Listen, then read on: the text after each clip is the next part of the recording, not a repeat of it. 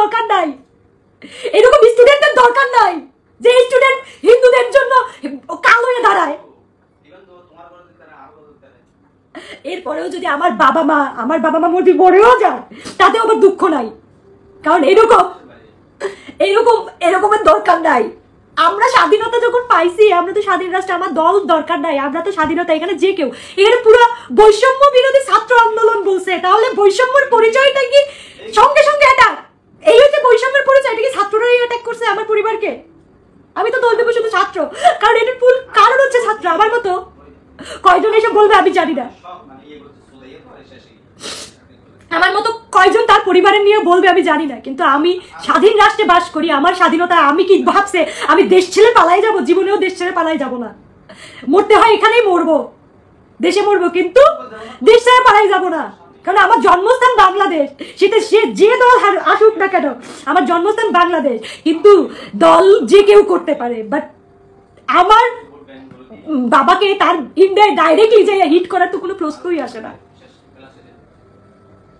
যারা এতদিন ধরে আমরা আন্দোলন করছেন সবাইকে মন থেকে আমি সত্যি কথা, আমি সোশ্যাল মিডিয়ার প্ল্যাটফর্মে যেদিন বাংলাদেশে এই ঝামেলা হচ্ছে, আমি টোটালি আমরা দেশের থেকে আগানো, আমি জাস্ট কিছুই জানতাম না, কারণ এরকম আমি ওয়েবসাইটে কখনো লাইকও দিতাম না, কখনো রিয়েক্টও দিতাম না, কারো পোস্টে রিয়েক্টও দেই নাই, উত্তরও দেই নাই।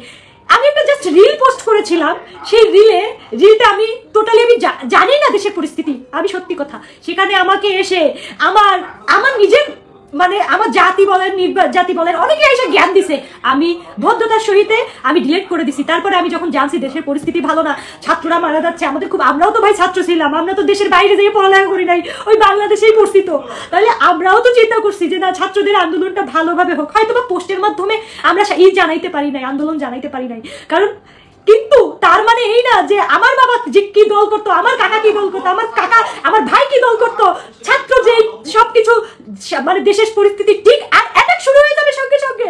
কিসের আন্দোলন, কিসের স্বাধীন হইলো আমার বলবেন?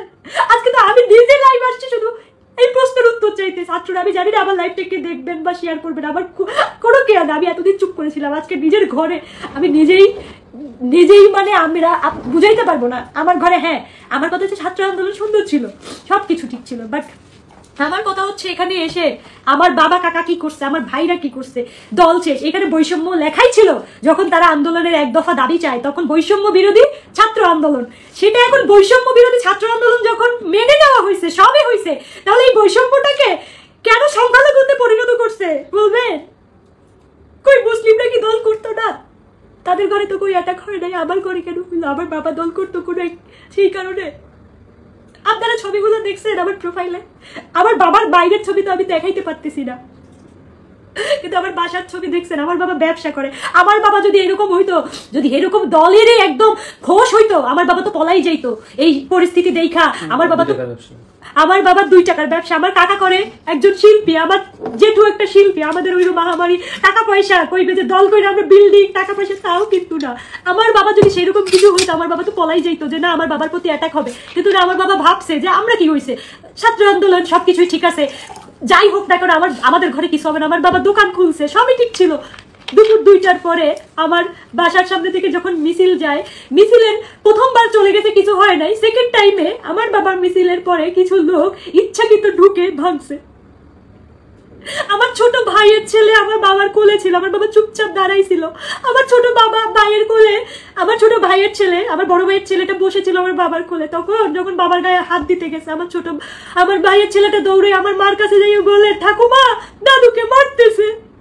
বলেন, আমি একটা সন্তান, আমি আমার বাবার মেয়ে হয়ে আমার এই জিনিসটা যখন আমি আমার মায়ের মুখ থেকে শুনি, আমার ভাইয়ের ছেলে যখন বলে পিসি দাদুকে মারতেছিল, আমি তাহলে আমি কি বলবো বলেন তো? আমার কার কাছে আমি বিচার চাইবো তখন? এই ছাত্র সমাজ কোথায় গেছে বলেন